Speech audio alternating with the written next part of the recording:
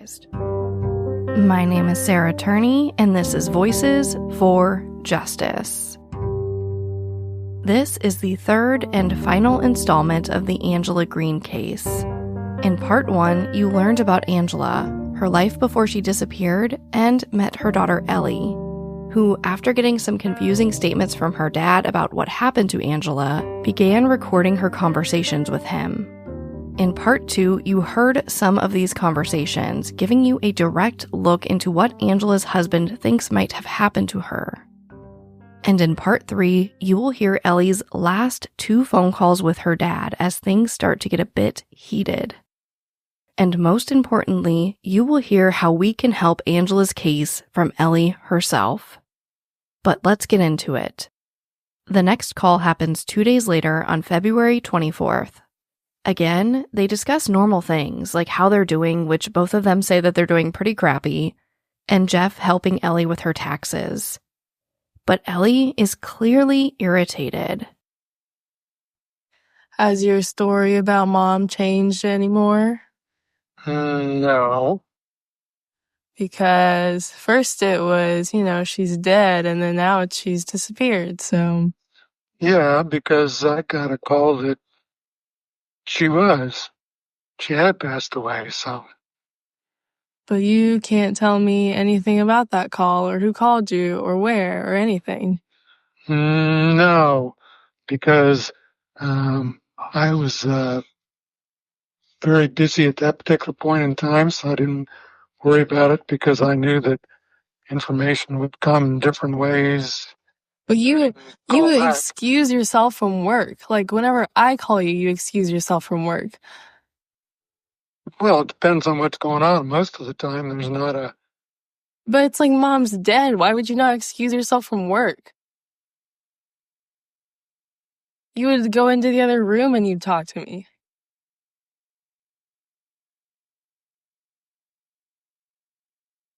And somebody doesn't just show up to your house with an urn.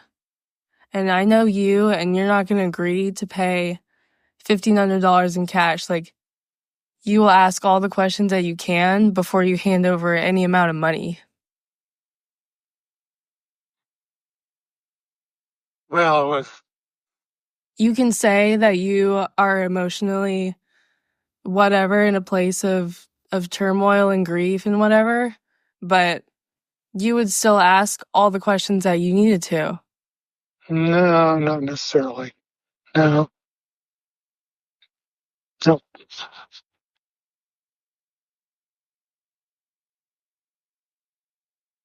somebody's not just show up to your house. Send me a picture of the urn. I will. Okay. Yes.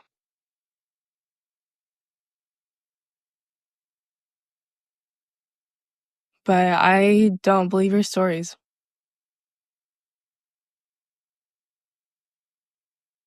Well, I don't know what to tell you other than I hope that some information comes in the future here to... Well, you have more information. You're just not telling me. I don't have any more information. Well, if that's what If I had more information, I would tell you.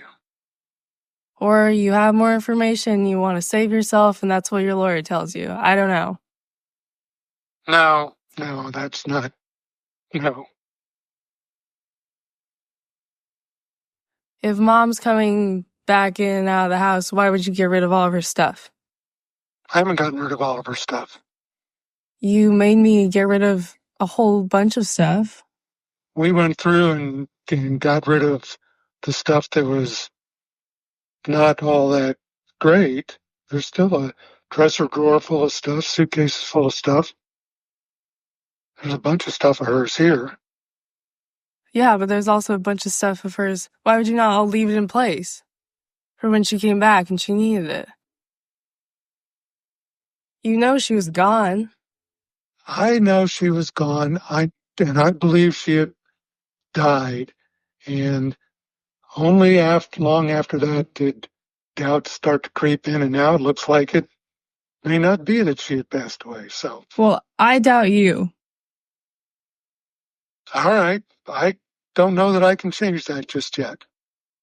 maybe in the future. Like, give me some sort of evidence that I shouldn't doubt you. And if I have something, I will let you know.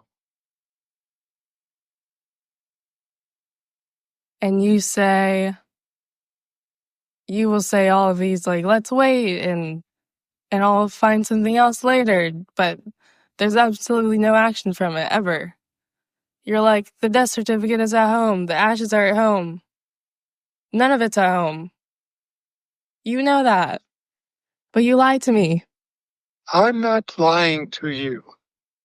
I don't have a story that's Straight. You don't have a So I story don't that's know. straight, that's full of gaping holes. It's only because there's a precise line that you want, and I can't give you a precise line because I don't know what that is yet. Well, she didn't use any Amtrak. She hasn't used any airplane. She hasn't been out of the country. She hasn't gone anywhere. There is no record of that. And that So, people disappear all the time. That's all I can say on your analysis of things. They don't go and show up here and there and other places like you're expecting or someone's expecting. no, Mom certainly doesn't just disappear. She's obsessed with me. She's obsessed with what? She's obsessed with me. She was always obsessed with me.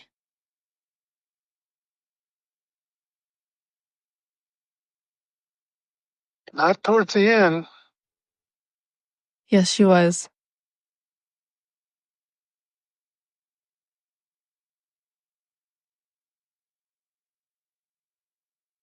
You still are not telling me everything. I don't have anything that will answer some of the questions that you're asking. Well, because it doesn't line up with your story at all.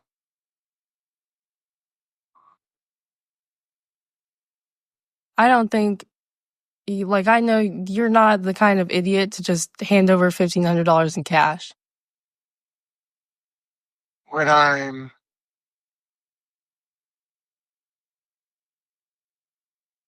not quite myself because of what happened, yeah, it's possible that I'll do that.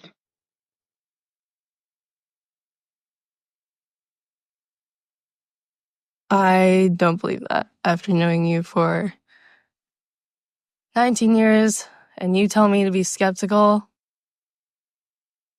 I doubt that you wouldn't be skeptical of somebody who just showed up to your house and asked you for that and told you that.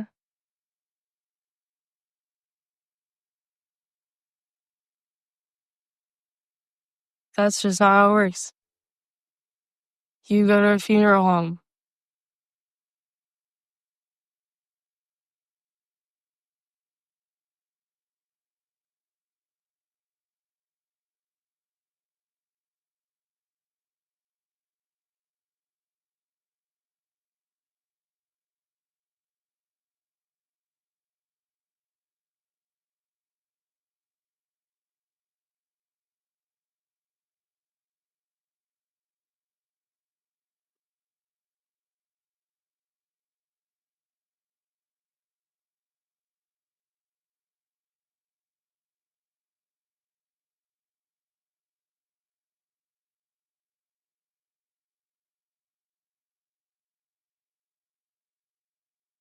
You cannot just say if she really disappeared, you cannot say that she disappeared and then you tell me 4 days later when I look back in the text and you said, I want to remember the good things Mom did. You did not know that she was dead then, unless something else happened. You did not get a phone call that quickly. You can go back through the text too.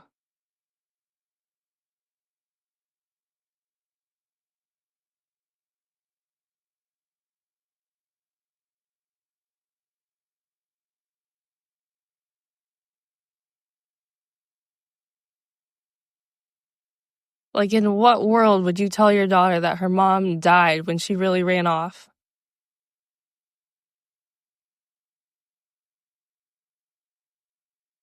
That's the information I had.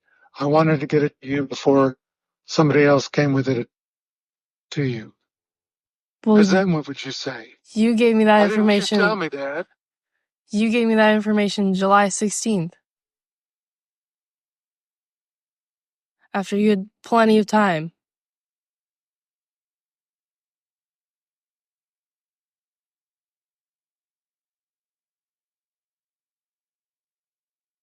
You have never been actually able to tell me what happened after I was kicked out of the house.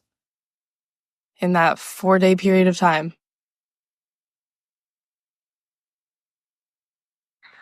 Wasn't much different than the weeks before, so I don't know what to tell you.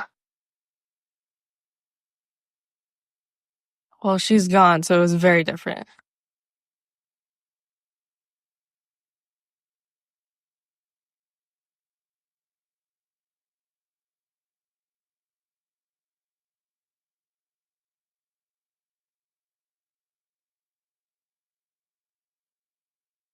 Why did you get that particular lawyer?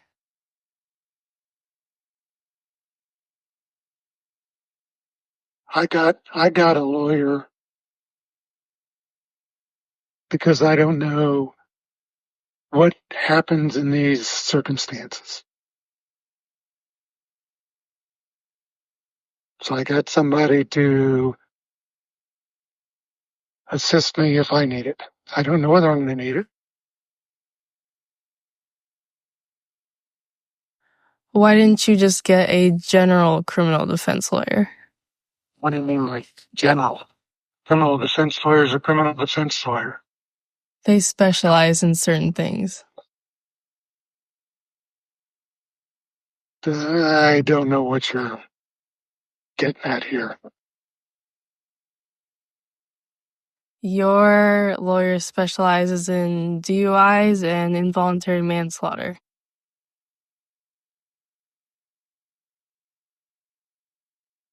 Which, knowing you, I feel like you have done all your research in figuring out which type of lawyer you want. I went and looked at the 5 best lawyers on a couple of lists, and he turned up on a couple of them. That's all I looked at and all I did. I have a list of 5, and he was on the top of the list, so I just started with him. Just Google search? Yep.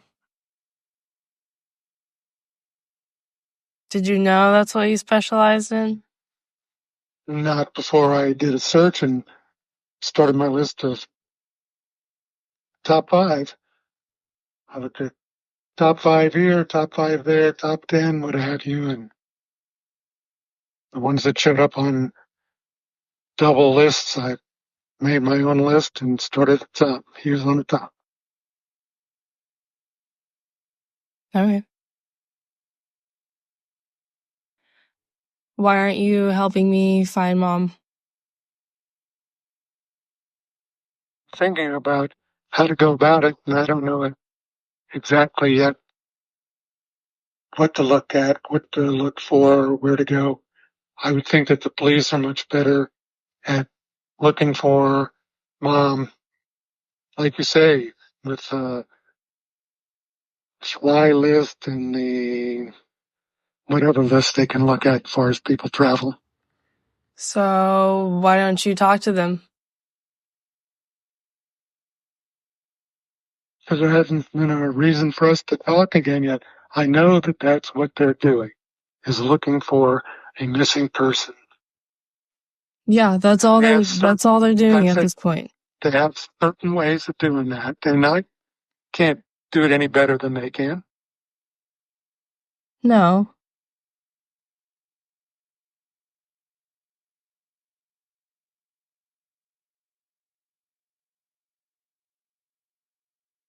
But you haven't made any effort to find Mom. Because I don't know where to look. I don't know what to do to look for her. You offer some suggestions here.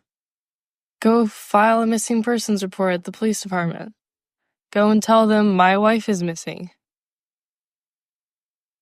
Where is she? And maybe with the way I look at the world and the way Mom is, if she wants to go off and do something, I'm fine with that.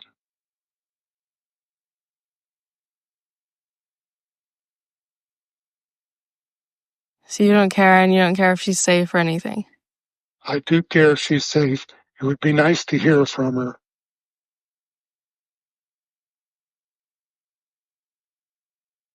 But you don't care where she is. I'm thinking that where she is, if she's gone, is someplace where she feels better than being here.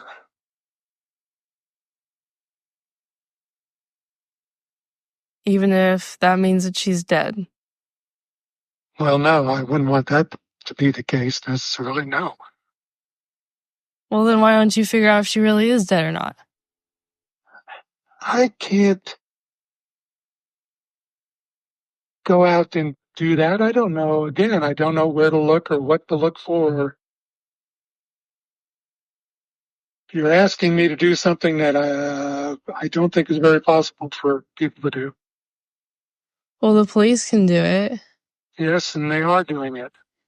And you certainly have told them something different. I'm going to stop the call here, because it kind of just keeps going on and on like this, and we don't learn anything new. I think we fully understand that Ellie doesn't believe the story her father is telling, and that she wishes he would do more to help find Angela. The last call happens on March 8th, 2020. Ellie again is frustrated and fights with her father about the validity of his story. But at this point, Jeff's story about admitting Angela to the hospital seems to change again here. You literally told me that she was not taken away in a public parking lot with people. Well, I thought that I was going to try and do that, and then I figured that that may not be the best thing. So I told her that I was going to have people come and pick her up, and she was going to go to the hospital that way, or she could go on her own.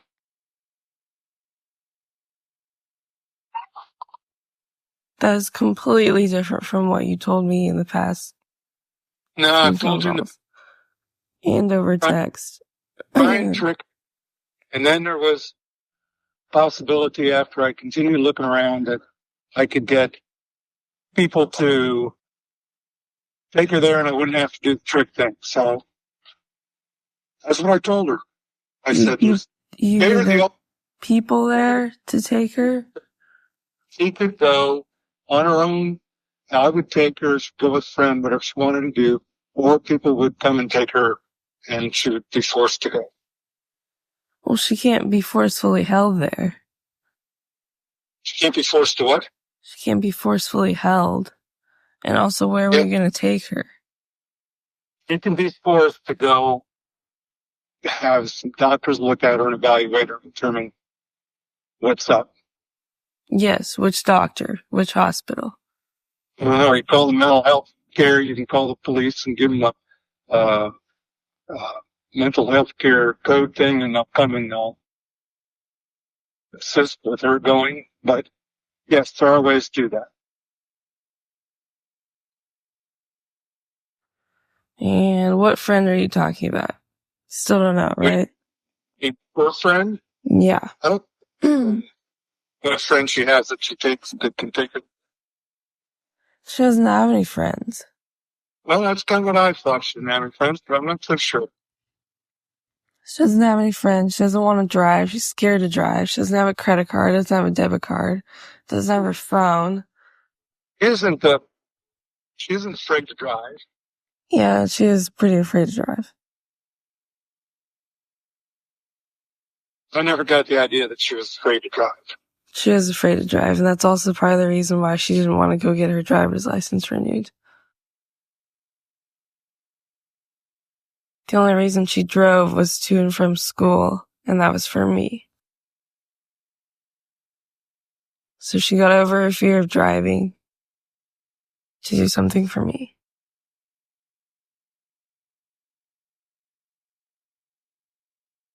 She never once got on the highway. Yeah, She was just terrified. lived on the highway before. She has been on the highway, but she wouldn't do it out of her own self and want. See, there you go. You're saying one thing and then you say another. Same thing you accused me of. I haven't accused you of anything or done anything.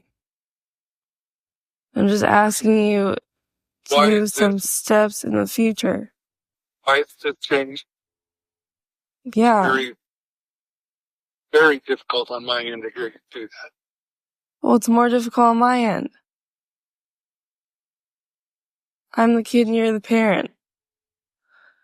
So step it up and stop being a coward and stop playing the victim. I'm not playing the victim, and I'm not playing the coward. Because I don't want to discuss it because of the way you take it off and what direction you take it to, doesn't mean I'm a coward. I just don't like getting into a conversation that keeps swirling around the same damn thing. I'm telling you that I need your help emotionally and also to find her, and you're running in the opposite direction. If you want to talk to me, then go and talk to the police or hire a PI. Instead, you've hired a criminal defense lawyer to save your ass. She left. So I don't feel that I need to go chase her. She wants to come back and talk about something. That's fine. I'm going to talk to her about it. But I'm not going to go out looking for somebody who left. You're trying to stick me into a story like Cinderella and the Prince, where I need to go out and find Cinderella. No, I'm sorry. She left. See ya.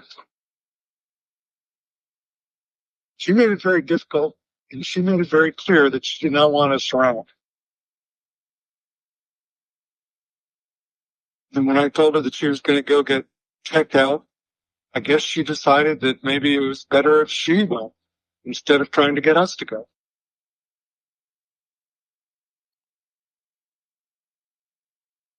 I don't know. Until we talk to her, I don't know. It's another thought about what may or may not have occurred. So if she's dead, we're never going to talk to her. What's that? If she's dead, we're never going to talk to her. We never talk to her any? If she's alive. At this point, they begin to argue about a lot of the same topics we've heard before. But for the first time in all of these calls, Ellie begins to get really emotional. And you can hear the toll her mother's disappearance is taking on her. I would give literally anything to have her for another, day or another hour, another minute.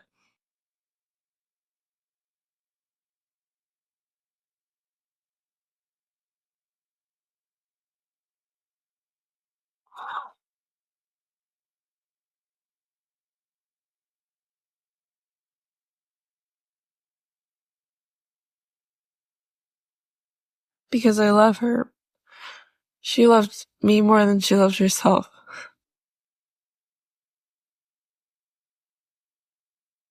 I've lost a lot of weight. I'm on anti-anxiety. I'm on an antidepressant. It's pretty serious.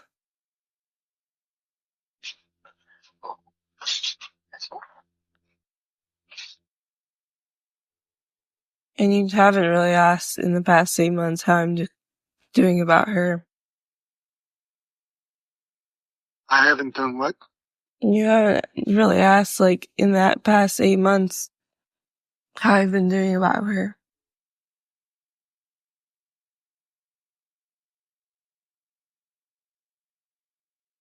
You never asked. Not specifically about you, how you've been doing with her, feelings towards her. Yeah, how I've been feeling knowing that she's been dead. Ellie goes on to tell her father that she's had enough, and he maintains that he isn't lying. At this point, Ellie asks directly if he will go to the police station with her. What's that? I've respected a liar. So hopefully it's time that you respect me, because I've had absolutely enough.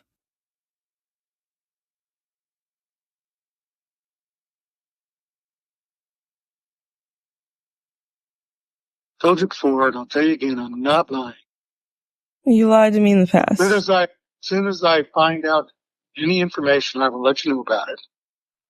How are you going to find... Okay, we're not going in circles again. I don't know how I'm going to find out. If I find something out, I will let you know.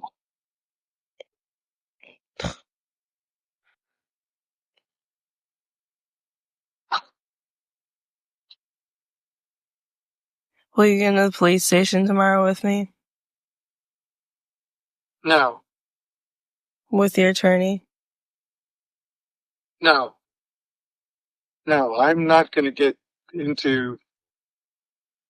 You're not going to get into finding her. You doing a cross-examination like you have been on just about every phone call.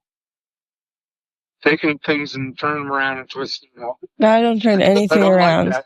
I told you I don't like that, and I don't appreciate it either. You know, the support and the way that you treat another person goes both ways. Me to you and you to me. Well, I have not been supported very well. And I just want to analyze things, and maybe you're not used to me analyzing everything or getting upset with you, but this time I have a lot of reasons to. And then you wonder why I don't want to call you and have long conversations. I don't mind calling you and finding out what's going on, discussing things, and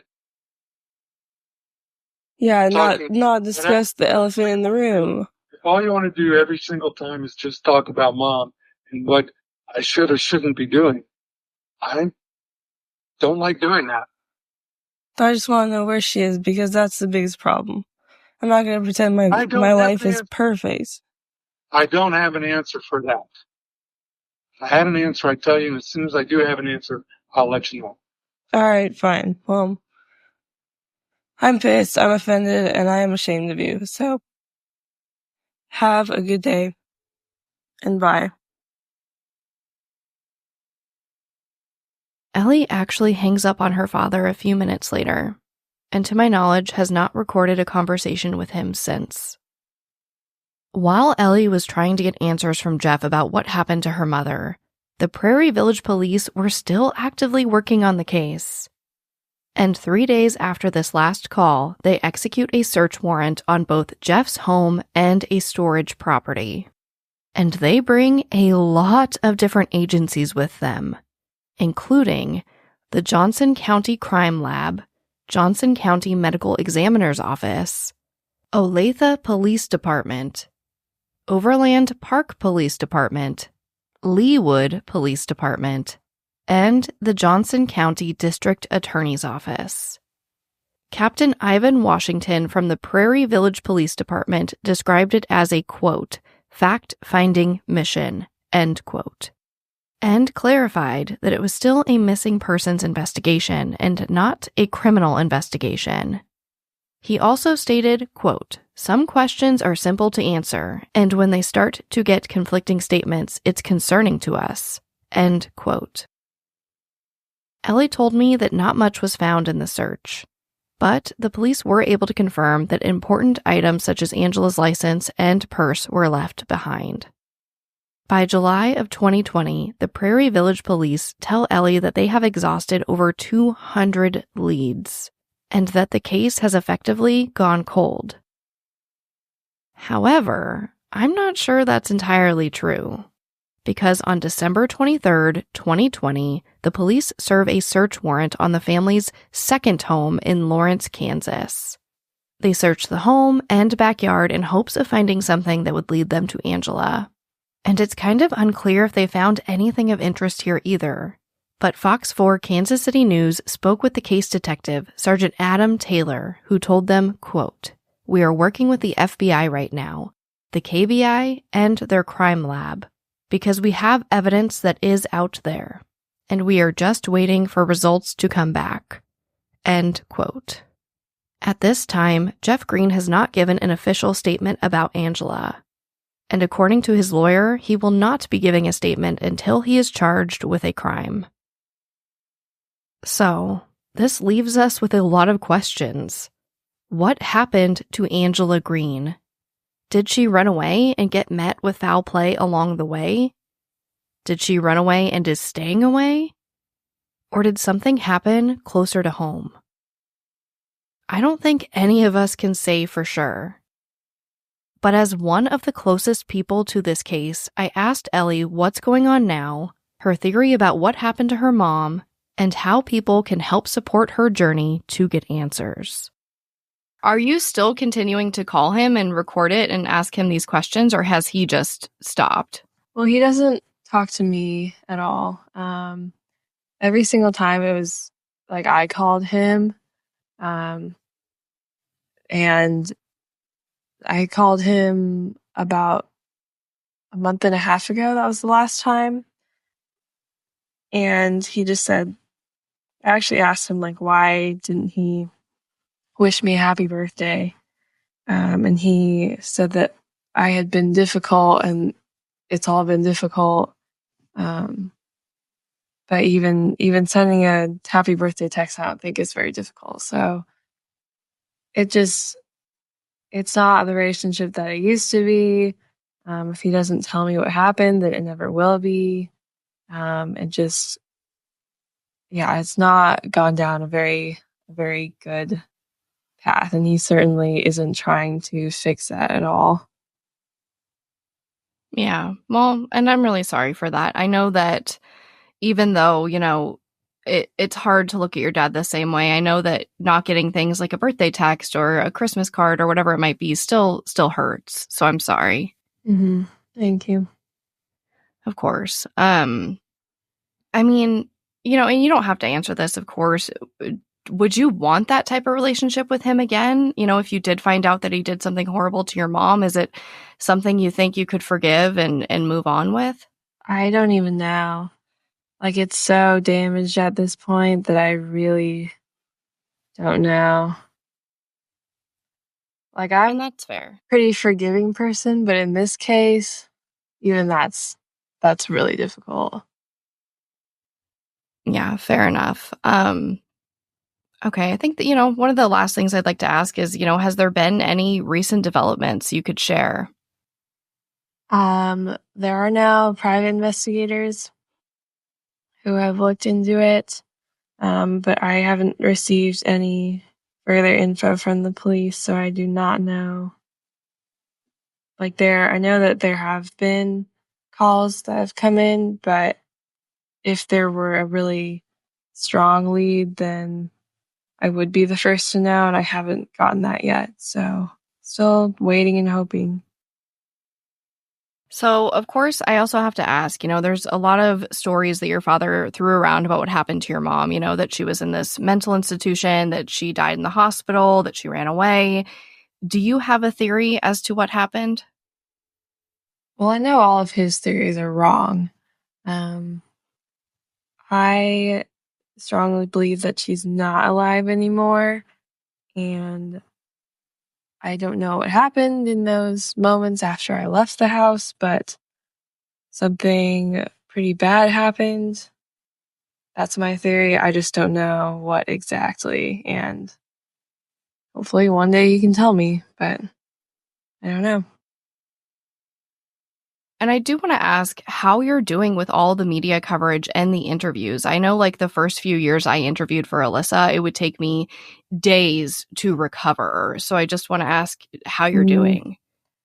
Well, that's the thing is I basically took a year away from everything. The first 6 months after my mom's death, I was very reclusive, and I just I had a ton of anxiety. I was depressed at some points. Like I was going through the grieving process and it was horrible. So after that, it started to get better. And then, of course, everything like this burned and crashed again when my dad started lying so much. And they did the searches in February and March. So then I recovered from that. And after like a year, I finally felt like I was put back together enough to be able to talk about it. And when it first hit like local news, that took me a few days to recover. And then nationally, it also took me a few days to recover. But otherwise, I mean, it doesn't sound good, but I'm kind of numb to it. And, but at least like when I can talk about it without crying, then that's how I know I've healed. Like if this had been those first few days or weeks or whatever right after, I know I would be a mess and I probably couldn't do it. So taking a lot of time to myself has helped so much.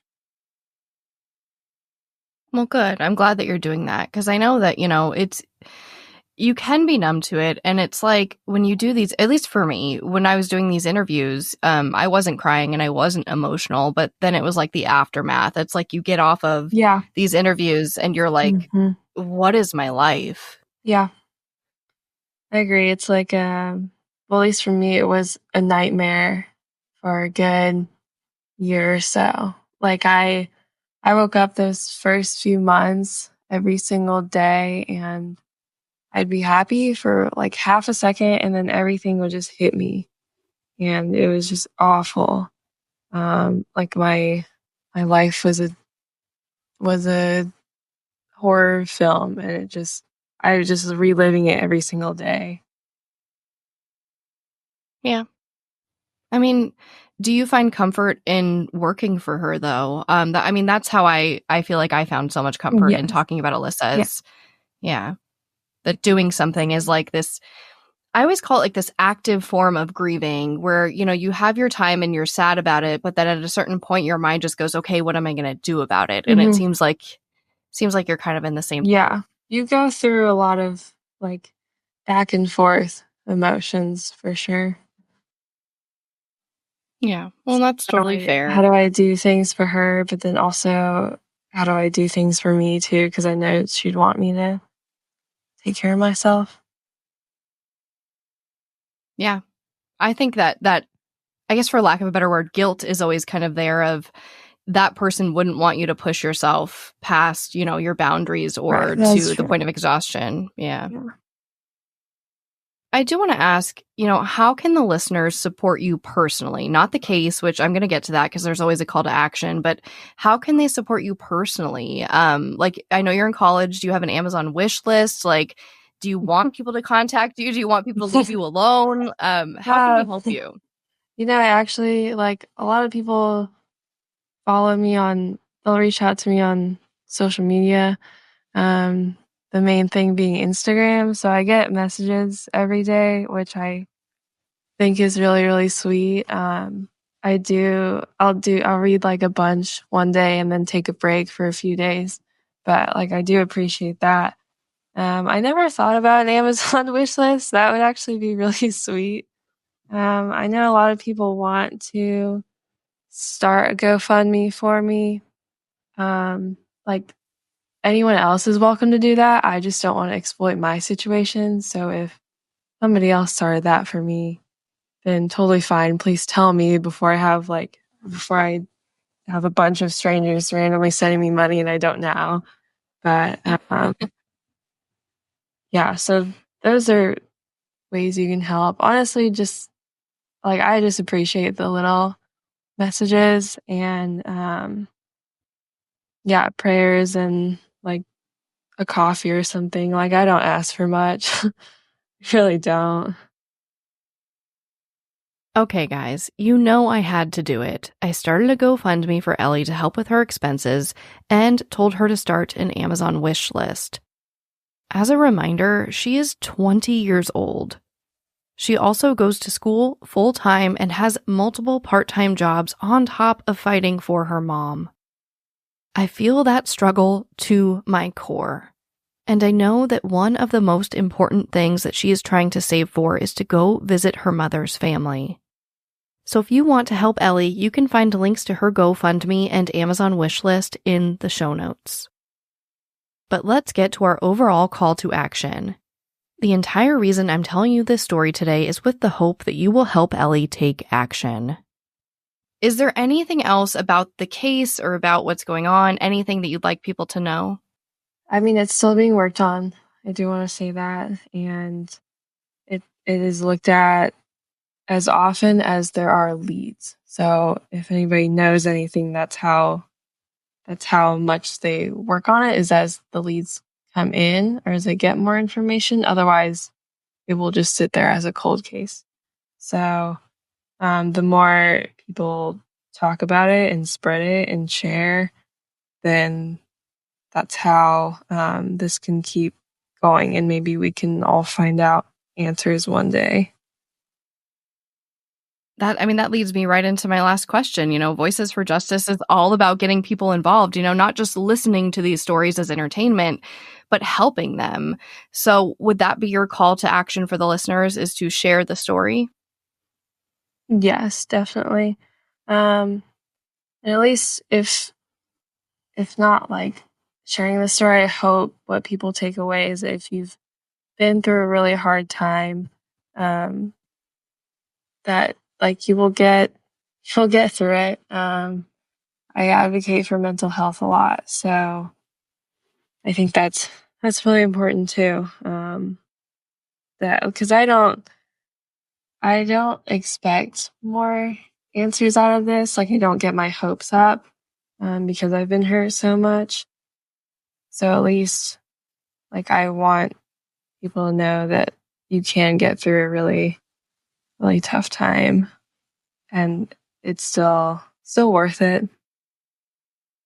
I want to thank Ellie again for coming on to discuss her mother's case, as well as providing the phone calls between her and her father. I also want to thank Dr. Scott from the Ellie Not So Confidential podcast, Charlie from the Crime Lines podcast, and John Lorden for making this episode possible. Links to all of their work will be in the show notes. And of course, I want to thank all of you for listening. And again, ask that you please share this story for Angela and her family. Angela Green was 51 years old at the time of her disappearance. She is an Asian female that is 5 foot 9 inches tall. She weighs approximately 116 pounds and has brown hair and brown eyes.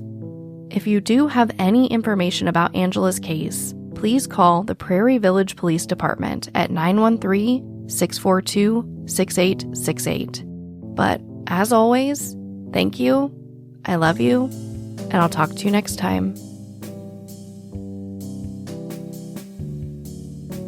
Voices for Justice is hosted, produced, and edited by me, Sarah Turney. For more information about the podcast or to submit a case you'd like me to cover, visit voicesforjusticepodcast.com. And for even more content, you can join the Patreon family for just $5 a month at patreon.com/voicesforjustice.